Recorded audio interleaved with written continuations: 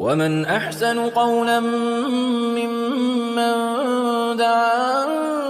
إلى الله ورحمة الله وبركاته. بسم الله الرحمن الرحيم. الحمد لله رب العالمين، والصلاة والسلام على رسوله الكريم محمد وعلى آله وأصحابه أجمعين، أما بعد. أعوذ بالله من الشيطان الرجيم. بسم الله الرحمن الرحيم. لعن الذين كفروا من بني إسرائيل على لسان داود وعيسى بن مريم ذلك بما عصوا وكانوا يعتدون كانوا لا يتناهون عن منكر فعلوه لبئس ما كانوا يفعلون.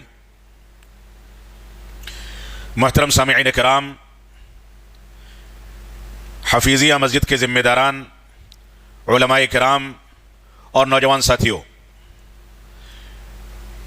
اس مختصر مجلس کے لیے جس موضوع کا انتخاب کیا گیا ہے اس کا تذکرہ ناظم اجلاس نے آپ کے سامنے کر دیا ہے. وہ موضوع موجودہ دور کا ایک حساس موضوع ہے، جس موضوع کو رب کائنات نے اس دنیا میں سب سے پہلے انبیاء کرام پر واجب کیا، اور انبیاء کے وارثین کی حیثیت سے علماء کرام کی یہ ذمہ داری رکھی کہ وہ اچھائیوں کا حکم دیں اور برائیوں سے لوگوں کو روکیں. لیکن موجودہ دور میں یہ موضوع اس وجہ سے بھی بہت حساس ہو چکا ہے کہ بہت سارے احباب جماعت، بہت سارے علماء، بہت سارے دعات ایسے ہیں جو ایک جانب دعوت و تبلیغ کی ذمہ داری تو نبھاتے ہیں، لیکن حقیقت یہ ہے کہ لوگوں کی TRP بٹورنے اور صلح کلی کی پالیسی اختیار کرنے اور سب کو خوش کرنے کے نتیجے میں اور اس پالیسی کو بروئے کار لانے کے نتیجے میں صرف امر بالمعروف تک اپنے آپ کو محدود رکھتے ہیں، فضائل کا تذکرہ کرتے ہیں، لیکن وہ قباحتیں جو فضائل کو بھی متاثر کرتی ہیں اور دین اسلام کی بنیادوں، عقائد اور اصولوں اور ایسے ہی منہج سلف کی بنیادوں کو متاثر کرتی ہیں، اس نہی عن المنکر کی جانب وہ آگے بڑھ کر کے لوگوں کو منکرات سے نہیں روکتے. اب آپ اگر اسلاف امت کی زندگی کا مطالعہ کریں گے تو اسلاف امت جہاں ایک جانب قرآن و سنت کی تعلیم دیتے تھے، جہاں ایک جانب توحید کی جانب دعوت دیتے تھے، جہاں ایک جانب اتباع رسول کی جانب بلاتے تھے، وہیں دوسری جانب ان لوگوں کا وطیرہ اور زندگی کا خلاصہ یہ تھا کہ وہ شرک سے ڈراتے تھے، بدعات و خرافات سے تنبیہ کرتے تھے، اہل بدعت سے براءت کا اعلان کرتے تھے، ان سے مہاجرت اختیار کرتے تھے، اہل بدعت سے دور بھاگتے تھے اور لوگوں کو ڈراتے تھے. اور یہ ایک مسلمہ حقیقت ہے کہ انسان فضائل کا تذکرہ کتنا بھی کر دے، لوگوں کو اچھائیوں کا حکم دے، لوگوں کو مسجدوں سے جوڑے، نماز کا حکم دے، لیکن اگر وہ نماز کے غلط طریقے سے لوگوں کو متنبہ نہیں کرتا، توحید کی دعوت دیتا ہے لیکن شرک سے ڈراتا نہیں، اتباع رسول کی دعوت تو دیتا ہے لیکن بدعات و خرافات سے وہ لوگوں کو متنبہ نہیں کرتا، تو ایسی صورت میں دین اسلام کا پیغام مکمل نہیں ہوتا ہے. اللہ کے نبی صلی اللہ علیہ وسلم کی پوری زندگی آپ دیکھ لیں، آپ نے خود اپنے لوگوں کو، اغیار کو، کفار و مشرکین مکہ کو، صحابہ کرام کو، امہات المومنین کو، اپنے بچوں کو، اپنی بیٹیوں کو، اپنے رشتہ داروں کو جہاں بھی دیکھا کہ ان کے اندر کوئی خرابی آ کر کے ان کو دبوچ رہی ہے تو فوراً اس کے نتیجے میں کہیں اس بات کا تذکرہ ملتا ہے کہ رسول اکرم صلی اللہ علیہ وسلم نے مسجد نبوی میں ممبر لگوا کر کے یہ فرمایا، ما بال اقوام، کچھ لوگوں کو کیا ہو گیا ہے کہ ایسا کرتے ہیں ویسا کرتے ہیں. اور اس کے بعد تنبیہ فرمائی، جب عائشہ صدیقہ رضی اللہ تعالیٰ کے پاس 3 صحابہ کرام تشریف لاتے ہیں اور پوچھتے ہیں کہ اللہ کے نبی صلی اللہ علیہ وسلم کے معمولات زندگی ہمارے سامنے بیان کریں، انہوں نے فرمایا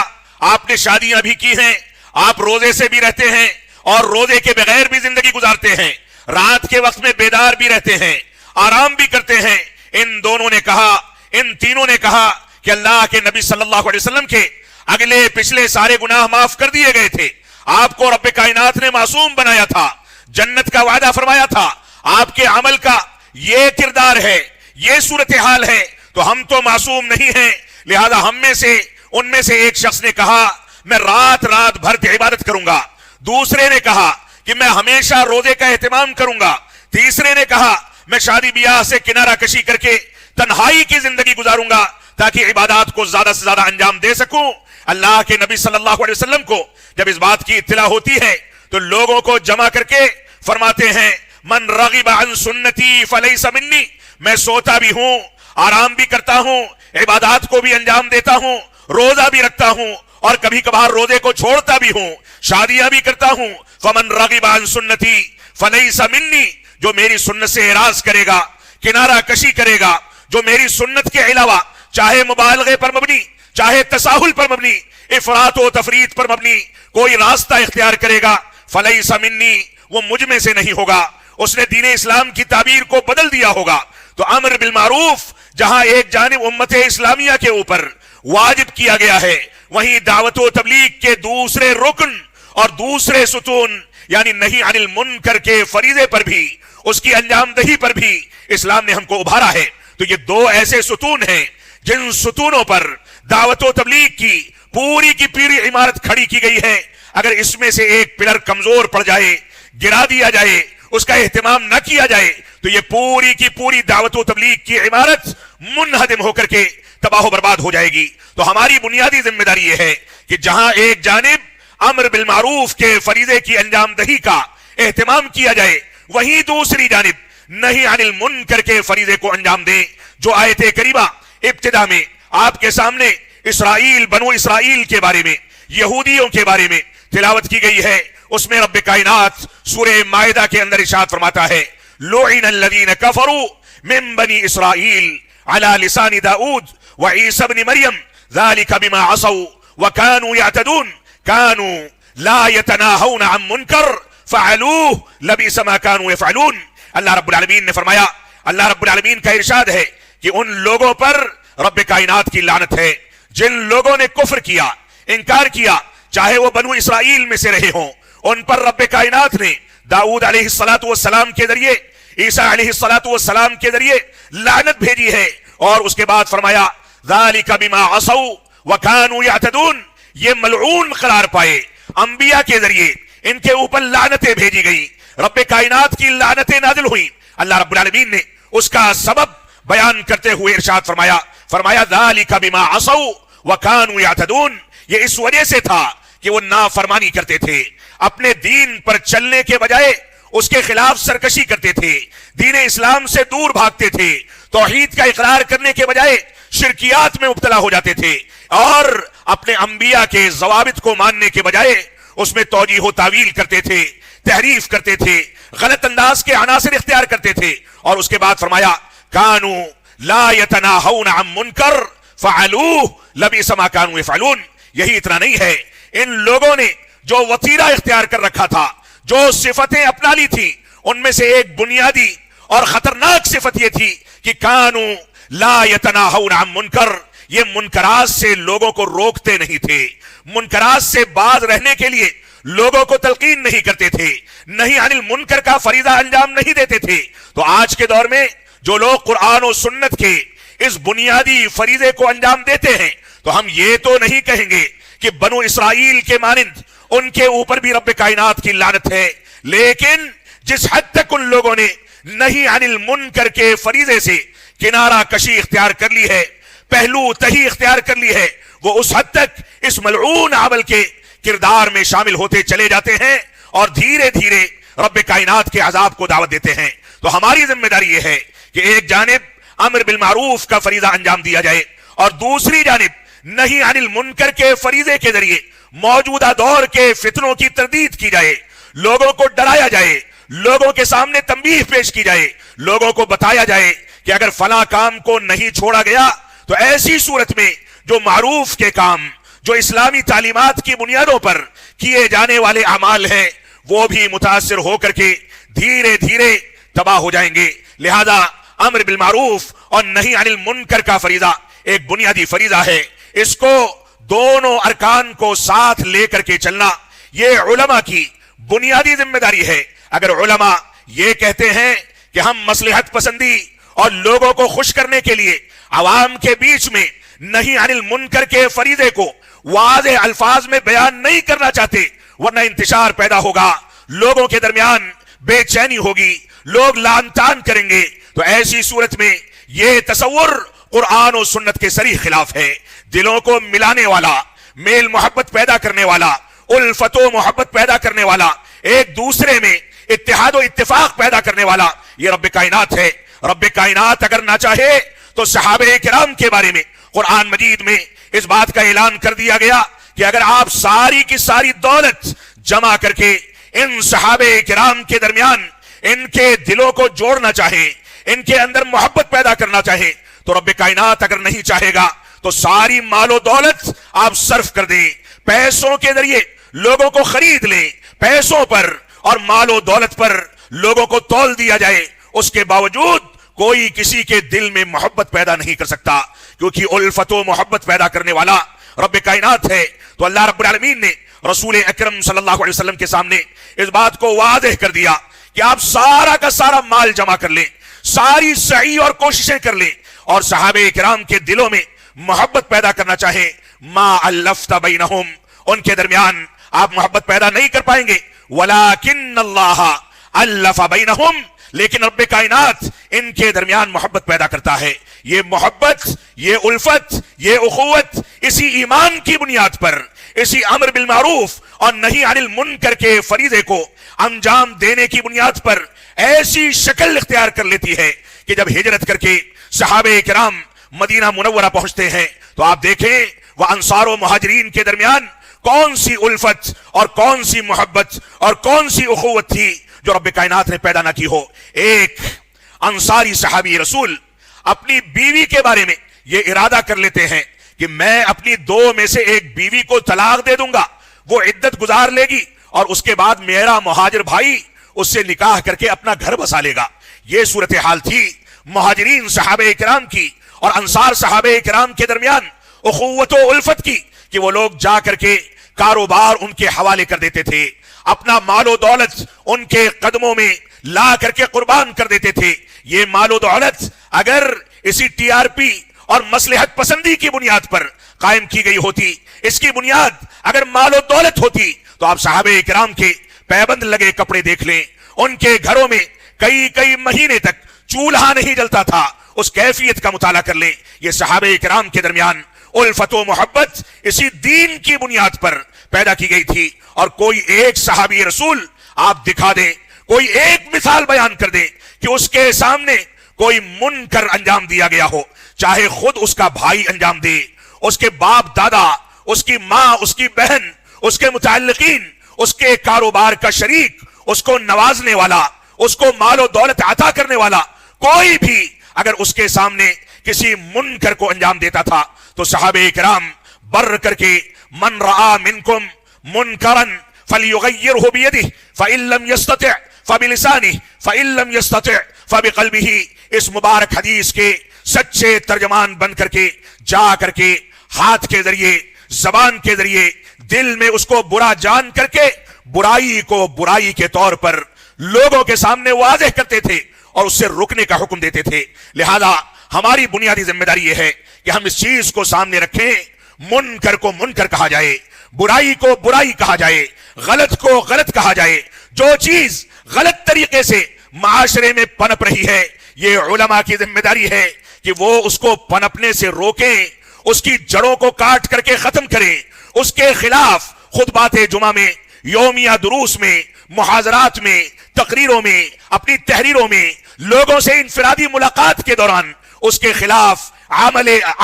خلاف عالم جہاد بلند کر کے اس برائی کو برا گردانے، تاکہ اس معاشرے سے برائی کو رخصت کیا جا سکے اور اچھائی کو لے کر کے یہ معاشرہ پاکیزگی کے ساتھ آگے بڑھے۔ تو یہ بنیادی ذمہ داری ہے جو ہر عالم دین کی اور معلومات کے لحاظ سے وقتی طور پر علماء کی رہنمائی اور علماء کی قیادت میں ہر عام انسان کی ذمہ داری ہے کہ علماء سے جتنا علم لے اس کو سوشل میڈیا اور ممبر و محراب کے ذریعے سے نہیں، لیکن انفرادی دعوت میں ایک عام آدمی اپنے پڑوسی کی انگلی پکڑ کر کے اس کو مسجدوں سے جوڑے، اس کو بیڑی سگریٹ پیتا ہوا دیکھے تو اس کو روک دے، جھوٹ بولتا ہوا پائے تو سچائی کی تعلیم دے، جھوٹ سے روکے۔ لہذا یہ قافلہ جب قرآن و سنت اور علماء کی رہنمائی اور منہج سلف کی روشنی میں آگے بڑھے گا، تب ایک پاکیزہ معاشرہ وجود میں آئے گا۔ رب کائنات ہم کو قرآن و سنت کی پیروی کرنے کی توفیق عطا فرمائے۔ اللہ رب العالمین کا فرمان ہے، یا ایھا الذین آمنوا من يرتد منكم عن دينه فسوف يأتي الله بقوم يحبهم ويحبونه أذلة على المؤمنين أعزة على الكافرين يجاهدون في سبيل الله ولا يخافون لومة لائم ذلك فضل الله يؤتيه من يشاء. اللہ رب العالمین نے سورۃ المائدہ میں واضح کر دیا، فرمایا اے ایمان والو سن لو، تم میں سے نہی عن المنکر کے فریضے کی انجام دہی کے کمزور پڑنے کے نتیجے میں منکرات سے ہاتھ پکڑ کر کے زبانوں کے ذریعے معاشرے کو پاک کرنے کے بارے میں سستی اور کاہلی کے نتیجے میں اگر تم میں سے کوئی مرتد ہو جائے، دین اسلام کی بنیادوں پر شبہات کا شکار ہو جائے، دین اسلام کی بنیادوں سے کنارہ کشی اختیار کر لے، عقائد کا انکار کر دے، دین کا استہزاء کرے، رسول کا استہزاء کرے، صحابہ کرام کی تنقیص کرے یا تنقیص و توہین کرنے والوں کا ساتھ دے کر کے ان کے ساتھ چلے، ان کے ساتھ معاملات کرے، ان کو اپنی مجلسوں میں بلائے، ان کی مجلسوں میں جا کر کے شریک ہو، تو ایسی صورت میں یہ حقیقت میں دین کی بنیادوں کو کمزور کرنے والی پالیسی ہے، اس کے نتیجے میں تم کمزور ہوتے ہو. اللہ رب العالمین نے اس آیت کریمہ میں ارتداد کا تذکرہ کر دیا، یعنی جو لوگ دین کا انکار کرتے ہیں ان کے بارے میں رب کائنات نے چند اسباب کا تذکرہ فرمایا ہے. وہ اسباب امر بالمعروف اور نہی عن المنکر کے فریضے کے انجام دہی کے تحت ہمارے سامنے ہونے چاہیے. اللہ رب العالمین نے فرمایا یا ایھا الذین آمنو، اے ایمان والو سنو، اپنے کانوں کو کھول کر کے یہ باتیں اور یہ نقاط اپنے ذہن و دماغ میں بیٹھا لو، اپنی گھٹیوں میں ان چیزوں کو پیوست کر لو اور اس کی گرہ باندھ لو. اللہ رب العالمین نے فرمایا من یرتد منکم عن دینہ، تم میں سے جو دین سے مرتد ہو جائے گا، دین سے پھر جائے گا، دین کا انکار کر دے گا، اللہ رب العالمین نے فرمایا فسوف یأتی اللہ، ان قریب اللہ رب العالمین ایک قوم کو لے کر کے آئے گا، بقوم یحبہم ویحبونہ، ایسی قوم ہوگی جو اللہ رب العالمین سے محبت کرے گی اور اللہ رب العالمین اس سے محبت کرے گا.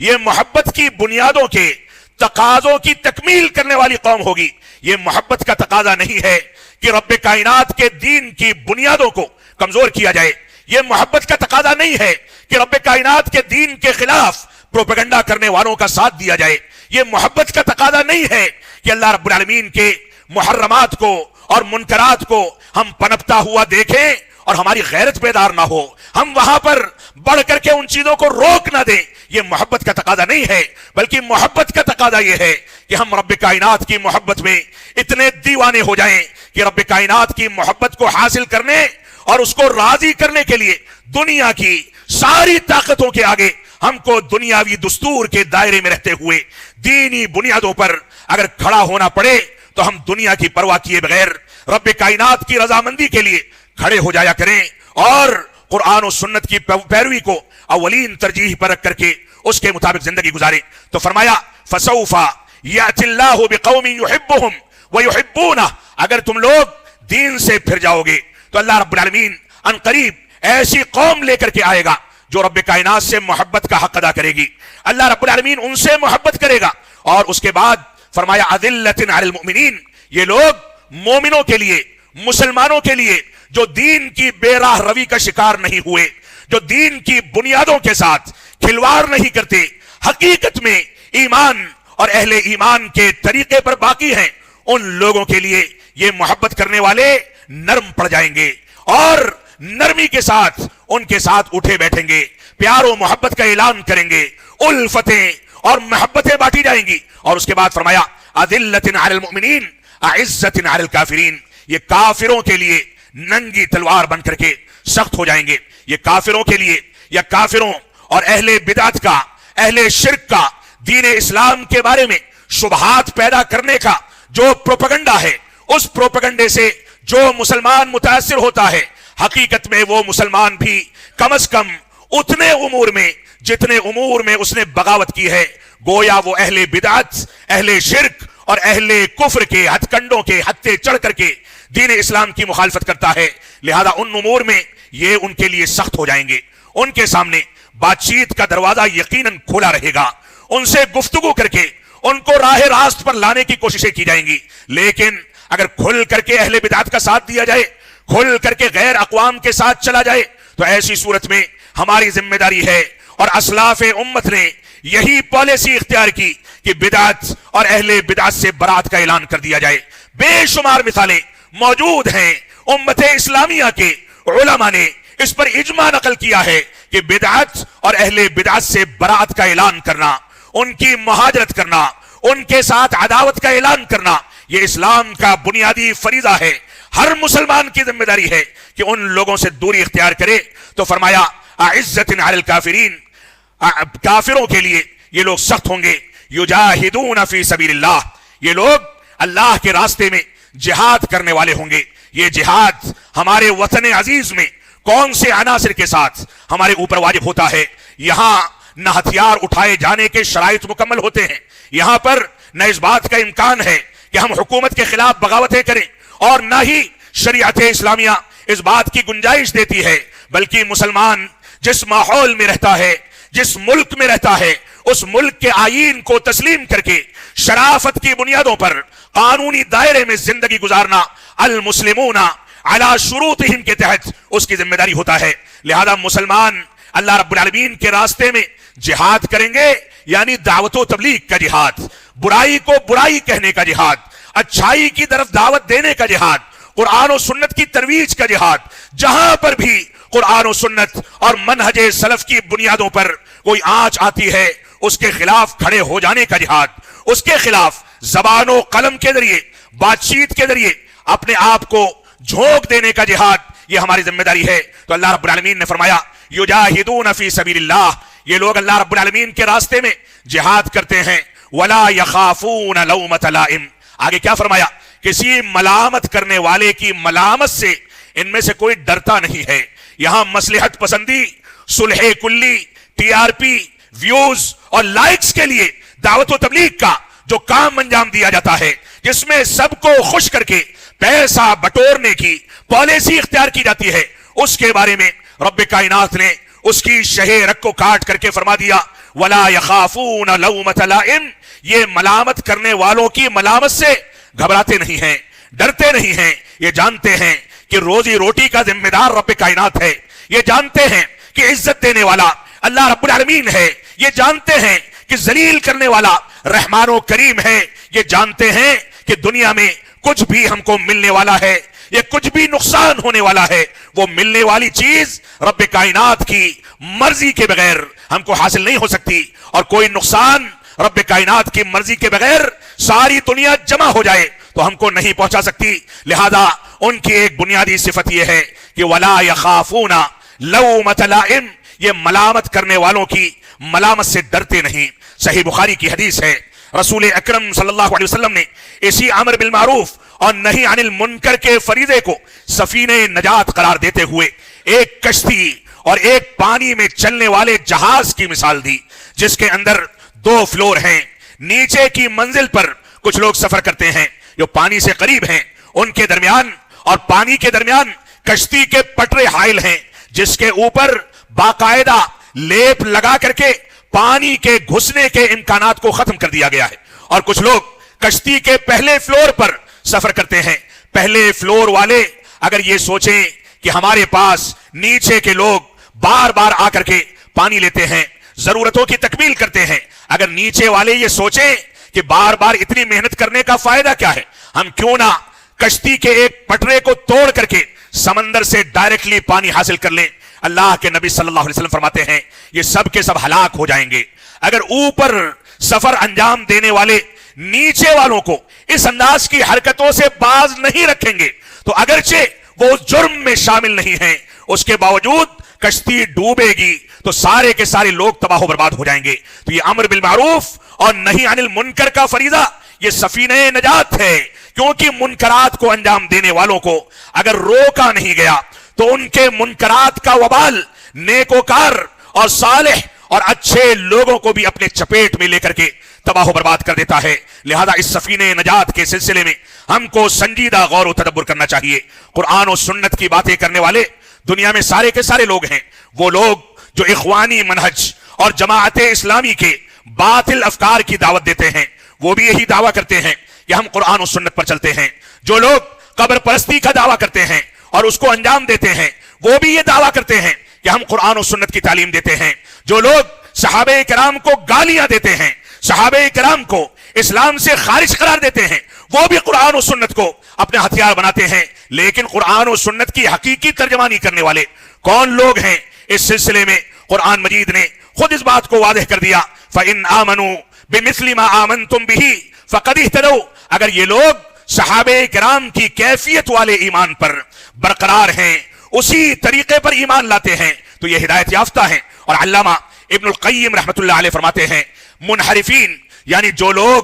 گمراہ ہیں، جو لوگ غلط طریقوں کو اور غلط راستوں کو اختیار کرتے ہیں، ان کے بارے میں یقول عن المنحرفین، منحرف لوگوں کے بارے میں فرماتے ہیں، ہم یقولون بالکتاب والسنہ، یہ منحرف افراد، یہ بھٹکے ہوئے اور گمراہی کے راستے پر ٹامک ٹوئیاں مارنے والے اور بھٹکنے والے لوگ کون ہیں؟ کہتے ہیں یقولون بالکتاب والسنہ، یہ لوگ بھی قرآن و سنت کی بات کرتے ہیں، ولیکن یخالفون ما کان علیہ سلف الصالح، لیکن سلف صالحین یعنی بالخصوص صحابہ کرام اور خیر القرون کے لوگ جس راستے پر چلتے تھے، جس طریقے پر قرآن و سنت کی تعبیرات کو دنیا کے سامنے پیش کرتے تھے، جو اصول و ضوابط اختیار کرتے تھے، اس کے بارے میں یہ لوگ مخالفت کے شکار ہیں، اس سے دوری اختیار کرتے ہیں۔ آپ دیکھ لیں ٹی آر پی کے لیے کام کرنے والے یوٹیوب پر جن کے ویوز اور جن کی مقبولیت آسمان کو چھوتی ہے، کوئی آیت نمبر تو بتا دیتا ہے، حدیث کا حوالہ نمبرات کے ساتھ تو دے دیتا ہے، لیکن آپ گھنٹوں گھنٹوں کی تقریریں سن لیں، ایک جگہ پر بھی سلف صالحین کے اقوال کا تذکرہ کیا گیا ہو، صحابہ کرام کے اقوال کا تذکرہ کیا گیا ہو، آپ تلاش کریں گے تو بھی نہیں ملنے والا۔ علامہ ابن القیم رحمت اللہ علیہ نے اس بات کا تذکرہ کر دیا کہ یہ منحرف افراد قرآن و سنت کی بات تو کرتے ہیں، لیکن سلف صالحین کی مخالفت کرتے ہیں، اور اسی بنیاد پر ان کو گمراہ قرار دیا گیا ہے۔ لہذا ہماری ذمہ داری ہے کہ ہم قرآن و سنت کے مطابق چلیں۔ علامہ ابن القیم رحمت اللہ علیہ نے آگے اسی قول کے بعد رب کائنات کی آیت کریمہ کا تذکرہ کیا، فرمایا وَمَن يُشَاقِقِ الرَّسُولِ مِن بَعْدِ مَا تَبَيَّنَ لَهُ الْهُدَى وَيَتَّبِعْ غَيْرَ سَبِيلِ الْمُؤْمِنِينَ نُوَلِّهِ مَا تَوَلَّى وَنُصْلِهِ جَهَنَّمَ وَسَاءَتْ مَصِيرًا۔ اللہ رب العالمین کا فرمان ہے، جو لوگ رسول کی ہدایت آ جانے کے بعد رسول کی مخالفت کرتے ہیں اور ہدایت کا راستہ واضح ہو جانے کے بعد رسول کے علاوہ اور مومنوں کے علاوہ کسی دوسرے کا راستہ اختیار کرتے ہیں، اپناتے ہیں، نُوَلِّهِ مَا تَوَلَّى، اللہ رب العالمین نے فرمایا کہ ہم ان کو اسی جانب پھیر دیں گے، وَيَتَّبِعْ غَيْرَ سَبِيلِ الْمُؤْمِنِينَ نُوَلِّهِ مَا تَوَلَّى، ہم ان کو اسی راستے کو مزین کر کے اس پر لگا دیں گے۔ وہ گمراہ ہونے کے باوجود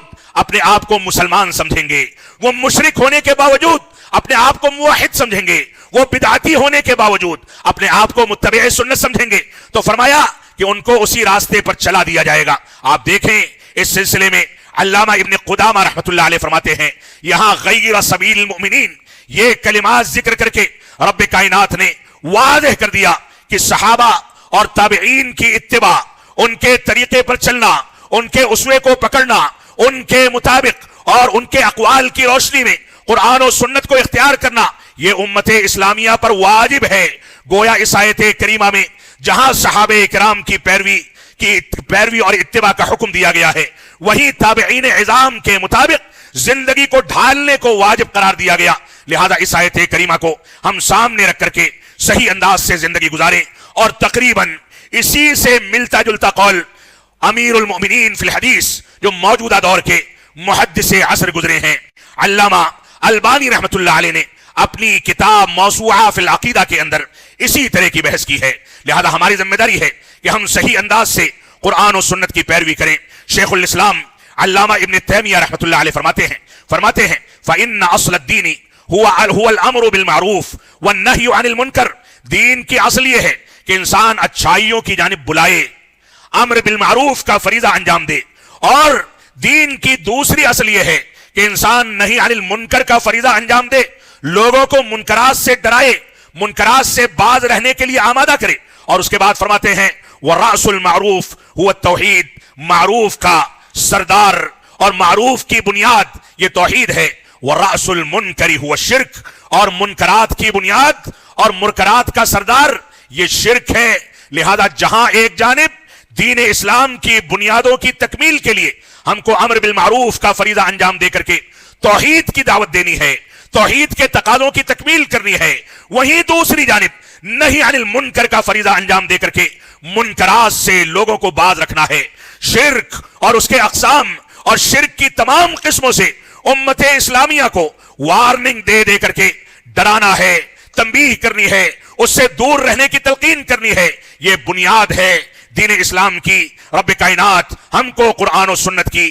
پیروی کرنے کی توفیق عطا فرمائے۔ تو خلاصہ یہ ہے کہ توحید کا حکم دینا یہ امر بالمعروف کا تقاضا ہے، شرک کی قباحت سے لوگوں کو دور رکھنا یہ بھی نہی عن المنکر کا تقاضا ہے، انبیائی مشن کا بنیادی عنصر ہے۔ ایسے ہی سنت کا حکم دینا اور بدعات و خرافات سے لوگوں کو ڈرانا یہ بھی امر بالمعروف اور نہی عن المنکر کے فریضے کا بنیادی تقاضا ہے۔ عظمت سلف صالحین اور صحابہ کرام کے مقام اور ان کی عظمت کو لوگوں کے سامنے لے کر کے چلنا، اور اگر کوئی صحابہ کرام پر انگلیاں اٹھائے، ان کی تنقیص کرے، ان کی توہین کرے، ان کے بارے میں شبہات کا شکار ہو جائے، ان کی جانب تیکھے تبصرے کرے، صحابہ کرام کے بارے میں غلط تبصرے کرے، صحابہ کرام پر تنقیدیں کرے، یا تنقید کرنے والوں یا ان کو کافر قرار دینے والوں یا تنقیص کرنے والوں یا صحابہ کرام میں سے کسی کو غیر فقیہ قرار دینے والوں یا کسی بھی انداز سے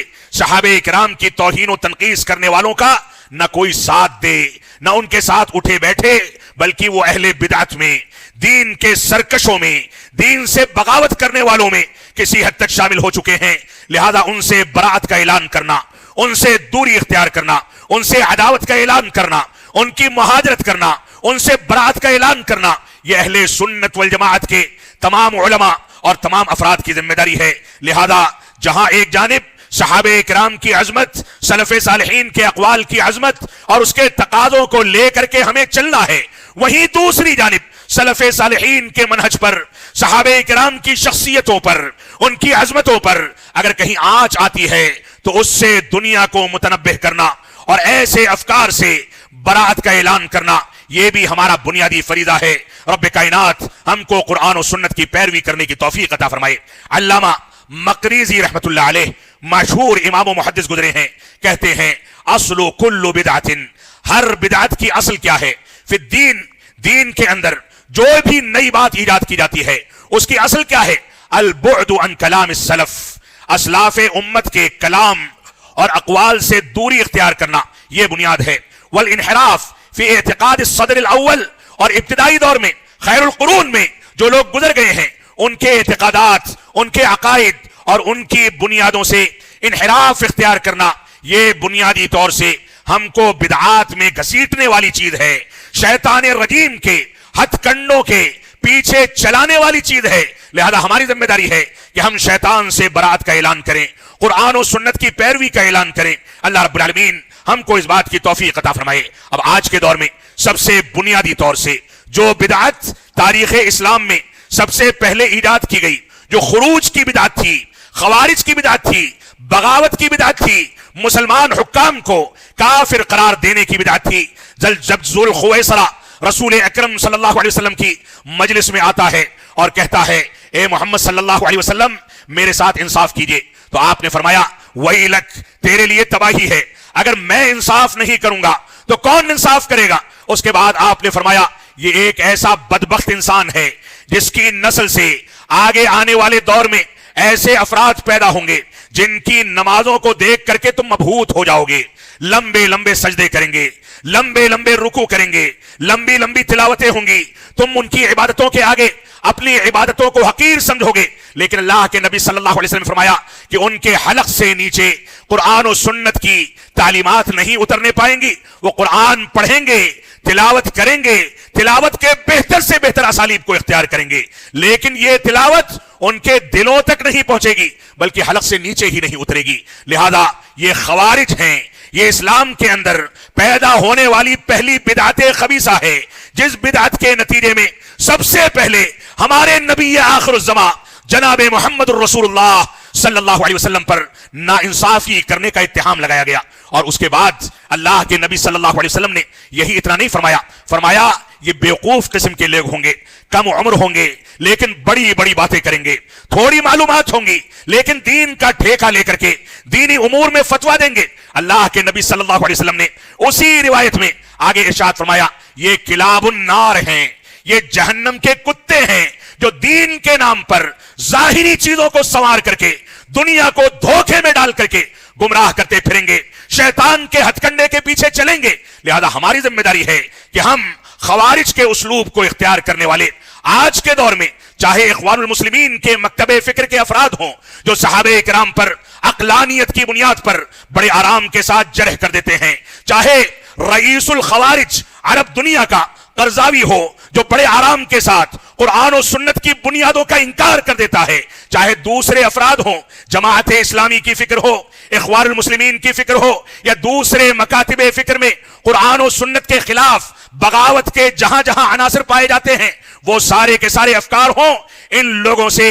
برات کا اعلان کرنا، ان لوگوں سے عداوت کا اعلان کرنا ہر داعی کی بنیادی ذمہ داری ہے۔ اور اس بات کو سمجھ لیں کہ اگر کوئی ان سے الفت کا، محبت کا، قربت کا، ان کی تعریف پر مشتمل پالیسیوں کا انتخاب کرتا ہے، ان چیزوں کو انجام دیتا ہے، تو اس کو فوراً رجوع کرنا چاہیے اور اپنے رجوع کا اعلان کرنا چاہیے، اس کے بغیر یہ چیز تلافی کے دائرے میں داخل نہیں ہوگی۔ رب کائنات ہم کو اہل بدعت سے دور رہنے کی توفیق عطا فرمائے۔ ابو ادریس خولانی رحمت اللہ علیہ معروف عالم دین گزرے ہیں قرن مفضلہ کے، وہ فرماتے ہیں لَأَنْ أَرَى فِي الْمَسْجِدِ نَارًا لَا يَسْتَطِيعُ إِطْفَاؤُهَا، کہ اگر میں مسجد کے اندر ابلتی ہوئی اور بھڑکتی ہوئی آگ کو دیکھ لوں، آگ لگ جائے مسجد کے اندر، میں اس کو بجھانے پر قادر نہ ہو سکوں تو مجھ کو اتنا غم نہیں ہوگا، میں اتنا افسوس نہیں کروں گا جتنا افسوس مجھ کو اس بات پر ہوگا کہ ان ارا، کہ میں مسجد کے اندر بدعتن، کوئی بدعت دیکھ لوں، لا استطيع تغییرها، اور اس بدعت کو ختم کرنے یا اس کو تبدیل کرنے پر قادر نہ ہو سکوں، میں بدعت کو تبدیل نہ کرنے پر اپنے آپ کو ہمیشہ کوستا رہوں گا، اپنے اوپر ملامت کرتا رہوں گا۔ لیکن یہ مسجدیں اگر آگ کے حوالے ہو کر کے جل جائیں گی تو دوبارہ سے مرمت کر لی جائے گی، دوبارہ سے آباد کر دی جائے گی، لیکن یہ بدعتیں اگر ہمارے ایمان کو زہر آلود کر دیں گی تو یہ ایمان صرف دنیا میں تباہی کا سامنا نہیں کرے گا بلکہ آخرت میں بھی یہ تباہی کا سامان پیدا کرے گا۔ تو اسلاف امت دنیاوی خطروں کو معمولی سمجھتے تھے، لیکن ایمان کی بنیادوں پر جو شبہات پیدا کیے جاتے ہیں ان شبہات کے بارے میں اپنے آپ کو ہمیشہ چوکنا رکھتے تھے، ان سے بچتے تھے، دوری اختیار کرتے تھے۔ لہذا رب کائنات ہم کو اس بات کی توفیق عطا فرمائے۔ عمر بن خطاب رضی اللہ تعالیٰ فرماتے ہیں ایاکم واصحاب الرأی، اے لوگوں سنو، تم لوگ بچ کر کے رہو، خبردار تم لوگ اپنے آپ کو بچا کر کے رکھو ان لوگوں سے جو رائے کی بنیاد پر دین کو قائم کرتے ہیں، جو رائے کی بنیاد پر دین کے اندر دخل دیتے ہیں، ان لوگوں سے بچ کر کے رہو۔ فَإِنَّهُمْ أَعْدَاءُ السُّنَنِ، کیونکہ رائے کی بنیاد پر دین کو قائم کرنے والے یہ سنتوں کے دشمن ہیں۔ یہ رائے کی بنیاد پر چاہے تفہیم القرآن میں تفسیر بالرائے کی بنیادوں پر تفسیر پیش کی جائے اور اس کے بعد اس کی ترویج کی جائے، معاف فرمائیں گے یہ رائے ہے، اور اس رائے کو عمر بن خطاب رضی اللہ تعالیٰ نے واضح کر دیا۔ فَإِنَّهُمْ أَعْدَاءُ السُّنَنِ، اس کی بنیادوں پر زندگی گزارنے والے یہ سنتوں کے دشمن ہیں۔ اس کے بعد کہتے ہیں اعیتہم الاحادیث، ان لوگوں کو احادیث کو حاصل کرنے سے جب عاجزی ہو گئی، اس سے تھک گئے تو اس کو یاد کرنے سے عاجز ہو گئے، فقالوا بالرأی، تو ان لوگوں نے رائے کی بنیاد پر اپنے اقوال بیان کیے، فضلوا واضلوا، تو رائے کی بنیاد پر کوئی چیز قائم کرنے یا کوئی فتویٰ دینے یا قرآن مجید کی تفسیر بیان کرنے کے نتیجے میں وہ خود بھی گمراہ ہو گئے اور لوگوں کو بھی گمراہ کر دیا۔ لہذا ہماری بنیادی ذمہ داری یہ ہے کہ ہم اتباع کو اختیار کریں، سنت کے مطابق زندگی گزاریں۔ اللہ کے نبی صلی اللہ علیہ وسلم کا فرمان ہے فَإِنَّهُ مَن يَعِشْ مِنْكُمْ بَعْدِي فَسَيَرَىٰ اخْتِلَافًا كَثِيرًا، اے لوگوں سنو، میرے بعد جو بھی زندگی گزارے گا وہ عن قریب اختلافات کو پائے گا، نماز کو پڑھنے کے طریقے میں، توحید کے مفاہیم میں، اتباع رسول کے شرائط میں، صحابہ کرام کی عظمت سے متعلق رکعات تراویح، نماز کا طریقہ، صدقات و زکوٰۃ کے احکامات، حج بیت اللہ کے احکامات، ہر چیز میں میرے بعد جو لوگ زندگی گزاریں گے اختلافات پائیں گے۔ ان اختلافات کا حل یہ نہیں ہے کہ تم اپنے مفتیوں سے ان کی مرضی کے مطابق فتوے حاصل کر کے رائے کی بنیاد پر کوئی بنیاد قائم کر لو، بلکہ اس کا حل یہ ہے، اللہ کے نبی صلی اللہ علیہ وسلم نے واضح کر دیا، فَعَلَيْكُمْ بِسُنَّتِي وَسُنَّتِ الْخُلَفَاءِ الرَّاشِدِينَ الْمَهْدِيِّينَ۔ اے لوگوں سنو، جب اختلافات پانا، چاہے منہج سلف صالحین کی بنیادوں میں، چاہے واجبات میں، فرائض میں، فضائل میں، عبادات میں، احکامات میں، دین کے کسی بھی گوشے میں تم کو اختلاف ملے، فَعَلَيْكُمْ بِسُنَّتِي وَسُنَّتِ الْخُلَفَاءِ الرَّاشِدِينَ الْمَهْدِيِّينَ، تو اس کا ایک واحد حل ہے کہ میری سنت میں اس کا حل تلاش کرو، اور خلفائے راشدین جو ہدایت یافتہ ہیں ان کی سنتوں کے اندر اس کا حل تلاش کرو۔ جب اس کو اختیار کر لو گے تو کامیاب ہو جاؤ گے۔ تمسکوا بہا وعضوا علیہا بالنواجذ، اس کو مضبوطی کے ساتھ تھام لو۔ یہ تمسک جس کو آج کے مصلحت پسند جماعت کے افراد نے تشدد سے تعبیر کرنا شروع کر دیا ہے، یہ تشدد نہیں ہے۔ نہی عن المنکر کو آج شدت پسندی سے تعبیر کیا جاتا ہے، جبکہ نہی عن المنکر یہ تشدد نہیں، یہ تمسک ہے۔ اور اسی تمسک کا حکم دے کر کے رب کائنات نے ہم کو اس دنیا کے اندر پیدا کیا ہے۔ یہ علماء کی ذمہ داری ہے کہ اس تمسک اور اس کے تقاضوں کی تکمیل کریں، تو فرمایا تمسکوا بہا، اس کو مضبوطی کے ساتھ تھام لو، وعضوا علیہا بالنواجذ، اور داڑھ کے دانتوں سے اس کو تھام کر کے مضبوطی کے ساتھ پکڑ لو۔ وَإِيَّاكُمْ وَمُحْدَثَاتِ الْأُمُورِ، اور سنو خبردار، تم دین میں نئی باتیں جو ایجاد کی جاتی ہیں ان سے بچ کر کے رہنا۔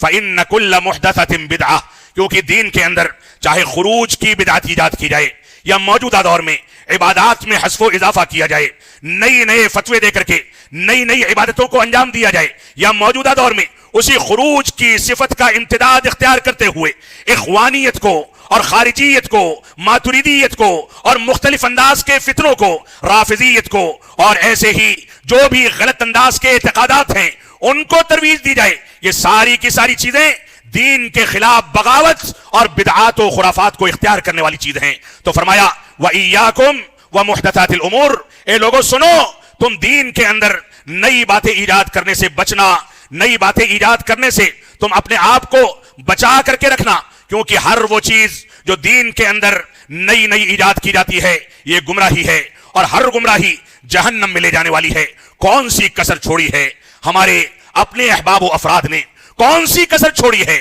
آج مسلمانوں میں ایسے طبقے موجود ہیں جو برائے جو اعلان کے ساتھ ببانگے دہل میڈیا پر اور ہر جگہ پر یہ اعلان کرتے ہیں کہ اوم اور اللہ میں کوئی فرق نہیں، وحدت الوجود کا اعلان کیا جا رہا ہے، اور ایسے ہی خواب کی بنیادوں پر دین کی بنیادیں قائم کی جا رہی ہیں۔ آج صورتحال یہ ہے کہ منہج کی تعلیم دینے والوں کو متشدد اور بغاوت کرنے والا قرار دیا جاتا ہے، منہجی غیرت کا فقدان ہے۔ پہلے صحابہ کرام کی توہین کرنے والے رافضہ اور شیعہ ہوا کرتے تھے، آج اہل سنت والجماعت کی جانب منسوب بے شمار ایسے افراد ہیں جنہوں نے صحابہ کرام کے خلاف زبانیں کھول کر کے ہمارے معاشرے کو ناپاک اور پلید کرنے کی کوششیں کی ہیں، اور ہمارے احباب ان کا ساتھ دیتے ہوئے کوئی حرج محسوس نہیں کرتے، ان کے ساتھ اٹھتے بیٹھتے ہیں، ان کا تعاون کرتے ہیں، ہمارے رسالوں میں، ہمارے میگزینز میں ان کے مضامین چھاپے جاتے ہیں۔ معاف فرمائیں گے، یہ دل کا ایک درد ہے جس کا تذکرہ چنئی کی اس سرزمین پر کرنا میں اپنی ذمہ داری سمجھتا ہوں۔ اس کو انا کی بات نہ کہا جائے، یہ مسئولیت ہے۔ اس کے بارے میں آپ سے قیامت میں سوال کیا جائے گا، اس کے بارے میں آپ سے پوچھا جائے گا کہ رب کائنات نے آپ کو امت کی قیادت کا موقع دیا تھا، امت کی رہنمائی کا موقع دیا تھا، یہ منبر و محراب آپ کو سونپے گئے تھے، آپ کو یہ امانت دی گئی تھی، آپ نے اس امانت کا حق کہاں تک ادا کیا؟ معاف فرمائیں گے، یہ مصلحت پسندی، یہ صلح کلی، یہ دین کی بنیادوں سے کنارہ کشی، دین کے بارے میں انکار منکر کو ہلکا کر کے کنارے کر دینا، یہ مسئولیت کی ذمہ داری نہیں ہے۔ ہماری ذمہ داری ہے کہ ان چیزوں پر غور و تدبر کریں۔ آخرت میں اس کے بارے میں مجھ سے بھی سوال ہوگا، آپ سے بھی سوال ہوگا۔ ہو سکتا ہے میں نے کوئی گناہ کبیرہ کیا ہو ذاتی طور سے، ہو سکتا ہے میں رب کائنات کے قوانین کا مجرم ہوں، لیکن امت اسلامیہ کے ساتھ ان کے عقائد میں، ان کے مناہج میں، دین اسلام کی بنیادوں میں اگر میں نے کھلواڑ کیا تو میرے گناہوں کو تو رب کائنات نظر انداز کر دے گا، لیکن یہ جرم قیامت کے دن کبھی معاف نہیں کیا جائے گا۔ اور رسول اکرم صلی اللہ علیہ وسلم کی وہ روایت ہمارے سامنے رہے جس میں اللہ کے نبی صلی اللہ علیہ وسلم کے پاس کوثر پر جب امت اسلامیہ کا ایک بڑا طبقہ آگے بڑھ رہا ہوگا، فرشتے آ کر کے ان کو روک دیں گے. اللہ کے نبی صلی اللہ علیہ وسلم فرمائیں گے یہ تو میرے امتی ہیں، ان کو کیوں روکا جاتا ہے؟ تو وہ لوگ کہیں گے اے اللہ کے نبی صلی اللہ علیہ وسلم، آپ کو نہیں پتا کہ آپ کے بعد انہوں نے دین میں نئی نئی باتیں ایجاد کر لی تھی. کوئی خروج کے فتنے سے متاثر تھا، کوئی ماتوریدیت سے، کوئی اخوانیت سے، کوئی صلح کلی سے، کوئی کسی غلط پالیسی سے. تو اللہ کے نبی صلی اللہ علیہ وسلم کیا اعلان فرمائیں گے؟ فرمائیں گے سحقن سحقن لمن غیر بعدی، ان لوگوں کو مجھ سے دور کر دیا جائے جن لوگوں نے میرے بعد دین کے اندر تبدیلی پیدا کر کے بدعات کو سنت کی تعبیر پیش کر دیا، لوگوں کو گمراہ کر دیا، ان کو مجھ سے دور کر دیا جائے. برات کا اعلان کیا جائے گا. اور اللہ کے نبی صلی اللہ علیہ وسلم نے اسی کے بارے میں اس دنیا کے اندر یہ فرمایا تھا من عامل عملا لیس علیہ امرنا فہو رد، جس نے کوئی ایسا کام انجام دیا جس کام پر ہماری دلیل یا ہمارا حکم موجود نہیں ہے تو وہ کام مردود ہے. ہم نے عجیب و غریب اتفاق ہے کہ اس مردود کام سے متعلق صرف میلاد اور بدعات و خرافات تک ان چیزوں کو محدود کر دیا ہے، جبکہ حقیقت یہ ہے کہ ایمان کی بدعتیں، اسلام کی بدعتیں، بنیادوں کی بدعتیں، منہج سلف کے خلاف بغاوت کی بدعتیں، منہج سلف کی غلط تعبیرات کی بدعتیں، یہ سب سے پہلے اس مردود عمل میں زیادہ قباحت کے ساتھ شامل ہوتی ہیں. رب کائنات ہم کو قرآن و سنت کی پیروی کرنے کی توفیق عطا فرمائے. ہمارے معاشرے میں بڑے آرام کے ساتھ حجیت حدیث کا انکار کرنے والے ہمارے ممبر و محراب کا استعمال کرتے ہیں، ہمارے لوگوں کو شبہات کا شکار کر کے گمراہ کر دیتے ہیں، لیکن ہمارے کانوں پر جو نہیں رینگتا. ہماری ذمہ داری ہے کہ اپنے اندر منہجی غیرت پیدا کریں. تعویذ گنڈے کا رواج، رقیہ شرعیہ کے نام پر لوگوں کو گمراہ کرنے کا رواج، اور ایسے ہی ہر قسم کے غلط ریت رواج کو ہمارے معاشرے میں پنپتا ہوا دیکھا جاتا ہے. اور ہمارے لوگ صلح کلی کی پالیسی کے تحت خاموشی اختیار کرتے ہیں، لیکن ہماری زبانیں اگر کھلتی ہیں تو ان لوگوں کے خلاف کھلتی ہیں جو منہج سلف کو کھرے کھرے انداز میں، دو ٹوک انداز میں دنیا کے سامنے پیش کرنے کی ذمہ داری اختیار کرتے ہیں. اور وہ یہ جانتے ہیں کہ رب کائنات نے ان کی صفت بیان فرما دی کہ وَلَا يَخَافُونَ لَوْمَةَ لَائِمٍ، وہ ملامت کرنے والوں کی ملامت سے نہیں ڈرتے. موضوع کا اچھا خاصا حصہ ابھی بچا ہوا ہے، بلکہ اصل موضوع پر میں نہیں آ سکا. رب کائنات ہم کو امر بالمعروف اور نہی عن المنکر کے فریضے کو انجام دینے کی توفیق عطا فرمائے. دعوت و تبلیغ کے ان دونوں ستونوں کو مضبوط کرنے کی توفیق عطا فرمائے. اللہ رب العالمین ہم کو توفیق عطا فرمائے کہ ہم مصلحت پسندی کو چھوڑ کر کے حکمت و دانائی کے ساتھ سامنے والے کے مقام کا خیال ضرور کریں، لیکن انکار منکر کے اسالیب کو تو بدل لیں، لیکن اس کو نظر انداز نہ کریں. اس وجہ سے ہماری بنیادی ذمہ داری ہے کہ موجودہ جو پر فتن دور ہے، جہاں فتنوں کی بھرمار ہے، اسی دور کے بارے میں رسول اکرم صلی اللہ علیہ وسلم نے فرمایا تھا کہ تم میں سے ایک شخص صبح سویرے بیدار ہوگا تو ایمان کی حالت میں ہوگا اور شام میں کافر ہو جائے گا، شام میں مومن ہوگا اور صبح کے وقت میں کافر ہو جائے گا. تم میں سے بیٹھا ہوا آدمی کھڑے ہونے والے سے بہتر ہوگا، چلنے والا کھڑے رہنے والے کے بالمقابل زیادہ فساد اور فتنے میں مبتلا ہوگا. لہذا موجودہ دور جو فتنوں کا دور ہے، دین کی غلط تعبیرات کا دور ہے، موجودہ دور جو دین کی کایا کو پلٹ دینے اور ہر اس چیز کو دین کے نام پر پیش کرنے کا دور ہے جس کا تعلق دین سے نہیں، اس دور میں امر بالمعروف سے کہیں زیادہ نہی عن المنکر کے فریضے کی انجام دہی علماء کرام کا بنیادی فریضہ ہے. رب کائنات ہم کو ان باتوں کی توفیق عطا فرمائے. ہم جب تک جئیں تب تک اسلام پر جئیں، جب ہمارا خاتمہ ہو تو ایمان پر ہو. وصلی اللہ علی نبینا محمد وعلی آلہ وصحبہ وسلم. والسلام علیکم ورحمۃ اللہ وبرکاتہ.